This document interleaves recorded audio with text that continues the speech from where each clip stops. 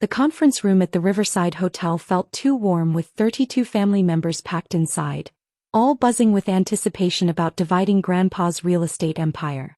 My sister Monica stood at the front beside a whiteboard covered in property addresses and dollar amounts, a marker in her hand like a teacher about to give a lesson. I sat in the back row beside my husband Eric, watching the clock on the wall tick toward noon. 11:47. 13 minutes until everything changed. As I was saying, Monica continued, tapping the whiteboard, Grandpa owned 6 rental properties across the city, the family cabin in the mountains and the commercial building downtown. Combined value, approximately $4.2 million. Murmurs of appreciation rippled through the room. Cousin Jessica pulled out her phone, probably calculating her share. Uncle Warren nodded approvingly from the front row. Grandpa's will states that his properties should benefit the family collectively, Monica said. That means these houses belong to all of us. So I've created an equitable distribution plan. She drew lines connecting properties to family names. The Riverside rental goes to Mom and Aunt Carol. The downtown triplex goes to Uncle Warren and Uncle Pete. The north side duplex goes to Jessica and Tom. The cabin will be time-shared among all cousins on rotation. What about the commercial building? Aunt Carol asked. Gets sold, Monica announced. Proceeds divided equally among everyone present. That's approximately $52,000 each after taxes. Excited chatter filled the room. Jessica was already texting friends. Tom discussed renovation plans with his wife. I checked the clock. 11:52. This is fair, Monica continued over the noise. Everyone benefits. Everyone gets a piece of Grandpa's legacy. These properties belong to all of us. Our inheritance, our birthright. Uncle Warren stood. What about Claire? She's not on this list. All eyes turned to me. I took a sip of water and said nothing. Monica's expression shifted. Claire has her own career. She's an estate attorney, makes excellent money. She doesn't need rental property income like the rest of us do. That seems unfair, Uncle Pete said. Claire was barely around the last few years of Grandpa's life, Monica said. Always busy with her law practice. She missed most family gatherings. The rest of us were here supporting Grandpa. Mom nodded. Claire's established. She has that nice house in the suburbs. She doesn't need help like Monica and the cousins do. Some are just starting out, raising children, dealing with student loans. Besides, Monica added, Claire can visit the cabin during our family weeks. She'll benefit from having financially stable relatives once everyone starts generating rental income. 11:56. My phone vibrated. A text from Richard Chin, Grandpa's actual estate attorney. On my way up. 3 minutes. Monica pulled out printed documents. I've had my attorney draft preliminary agreements. Nothing official yet, but this outlines the distribution plan and establishes an LLC for joint property management. The conference room door opened.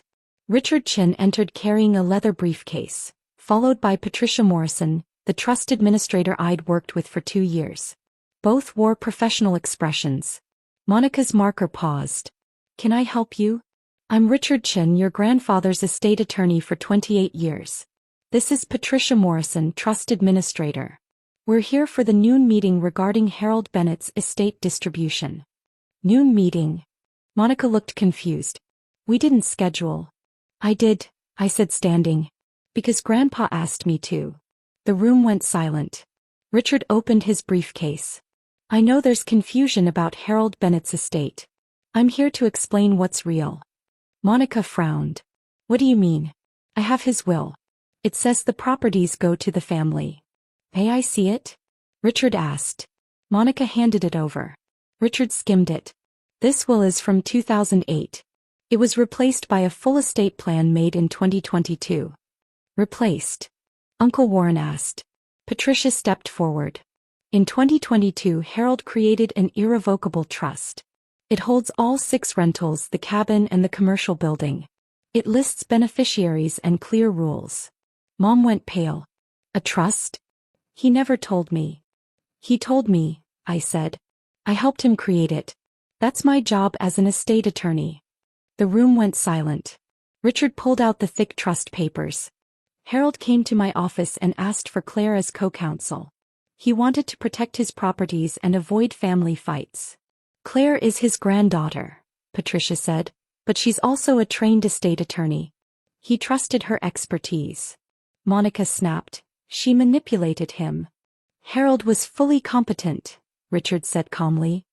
He was evaluated by me and 2 doctors. No manipulation. Just smart planning. Jessica swallowed. What did he decide? Patricia opened her folder. The trust names Claire Bennett Harrison as the sole trustee. She manages all the assets according to Harold's rules. Uncle Pete asked, so she controls everything? She manages it, Richard corrected. Big difference. He read aloud. The 6 rental properties stay rented. Profits fund college for all great-grandchildren. The mountain cabin is for family use through an online reservation system. The commercial building is the trustee's office headquarters. Monica's voice rose. So Claire gets a $1.3 million office? The building stays in the trust, Patricia said. Claire doesn't own it. She uses it as compensation for her work. This is fraud, Monica whispered. Grandpa wanted everything shared. He wanted it to benefit the family, I said. We talked for 6 months. He wanted no fights, no sales, no chaos. Aunt Carol glared. So he gave everything to you. He gave me responsibility, I said. Rental income pays for education for every great-grandchild, including Monica's kids, Jessica's future kids, everyone. The cabin stays available, I added. You can book it for free, up to 2 weeks a year. And you get the commercial building, Monica said again. The trust gets it, I said. I use it because I spent over 200 hours helping him build this plan and this is my field. Richard stepped forward. The trust is rock solid. Fully funded, properly executed. Anyone can challenge it, but there's a no contest clause, Patricia said. If you challenge it, you lose everything. Cabin access, education funding, all of it. Parents exchanged frightened looks. This isn't what Grandpa wanted, Monica cried. He wanted us to work together. He wanted you to benefit without fighting, I said. Your plan had 32 owners. That would fall apart in a year. She had no answer. Grandpa spent 40 years building this, I said. He wanted it to last another 40. Rentals pay for education. Cabin brings family together. No sales. No arguments. Uncle Warren asked, what about the $52,000 each? That sale was never allowed, Richard said. The trust forbids unnecessary sales. So we get nothing? Jessica asked through tears. You get education funds for your kids, I said. You get cabin access. You get long-term security. That is not nothing. It's not $52,000 cash, she whispered. That cash would be gone in a year, I said. Education lasts for life. Patricia closed her folder. Claire will send details about cabin reservations and education funds. Richard added, Harold left a letter. Claire, read it. He handed me an envelope. I opened it and read. To my family, if you're hearing this, Claire has done what I asked. Some of you will be angry. But dividing everything equally destroys wealth. I built these properties over 40 years. I want them to last another 40.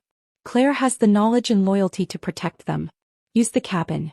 Let the trust fund your children's education. Legacy isn't what you receive. It's what you preserve. The room fell silent. Aunt Carol wiped her eyes. Monica sat down slowly, her whiteboard useless.